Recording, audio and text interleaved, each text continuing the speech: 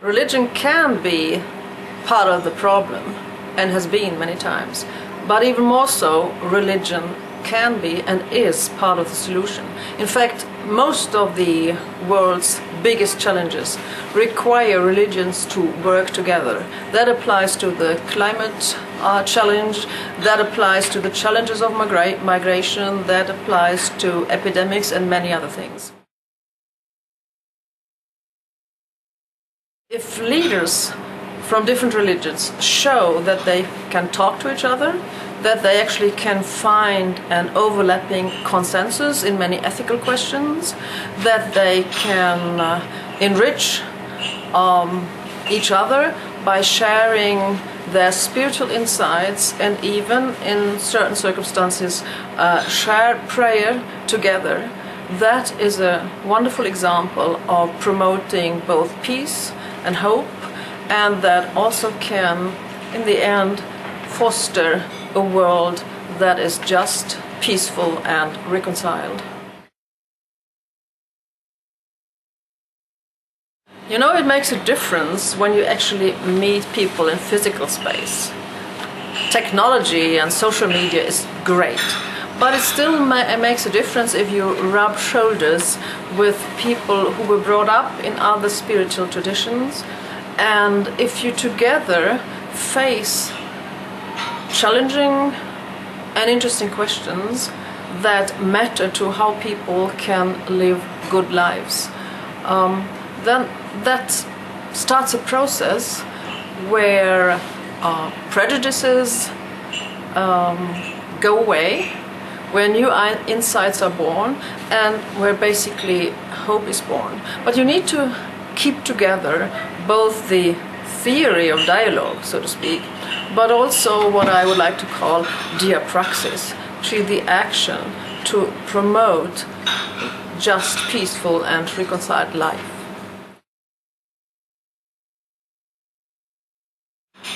I think there are plenty of stories where you can tell each other, where you can say, I don't understand this, why are you putting this way? And then you get the dialogue going, and you understand, oh, now I understand, this I recognize from my tradition. This is not the way we would be expressing it, but I can feel some kind of connection here. And this is the small steps that widen our perspectives and also help us to recognize a spiritual human being in the other person. Now, if people are suspicious of dialogue between different religions, they often fear that the result is syncretism, that is, that you mix it up and lose identities and all that kind of stuff. It's not about that. It is about, by meeting, you know, identities are always forged in relationship to another person, another tradition. So by entering dialogue and interaction, you can be more safe, in a sense, in your own identity, in your own tradition, more grounded and yet more open. I think that's the most beautiful image one can have of a human person, to be grounded and at the same time very open. One of the most central symbol in Christianity, of course, is the cross, and is the sign of Jesus, of death and the victory over death, but it's also the simplest image of a human being, because it's a human being grounded with arms open, and that's the most beautiful image of a human being I can think of. And this is possible also in interfaith dialogue. And it is not about ignoring the differences. We do not need to be in agreement about everything.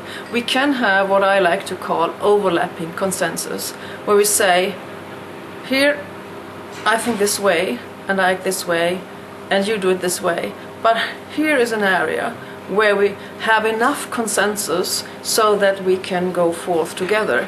And there's another thing. I remember a situation when I was in a room with Jews, Muslims and Christians, and we didn't know each other, and it was a big group. We were about 600 people, And as the evening, which was about interfaith meeting, and it was a dinner, as we ate together, thought together, and listened together, it occurred to me very powerfully at that moment, there was more that united us with each other in that moment than there was with certain parts of our respective traditions.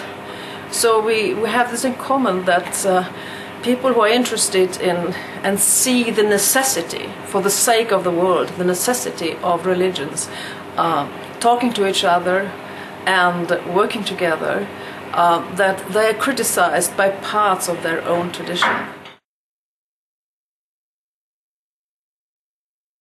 Do you have a neighbor that doesn't belong to the same faith tradition as you do? Or are you a person who says, I'm a person of no faith?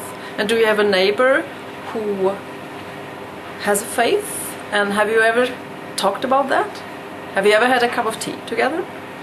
I would be curious to know what expectations you have on what could happen when religious traditions actually get to know each other more closely, and express their thoughts together, and most importantly work together to make this world a more just, peaceful and reconciled place.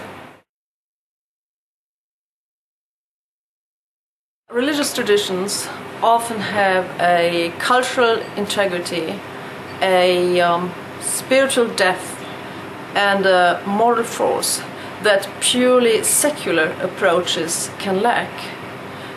And that makes it so important to bring these religions together and learn from each other, and work together to improve the state of this world and to meet the enormous challenges humanity is facing.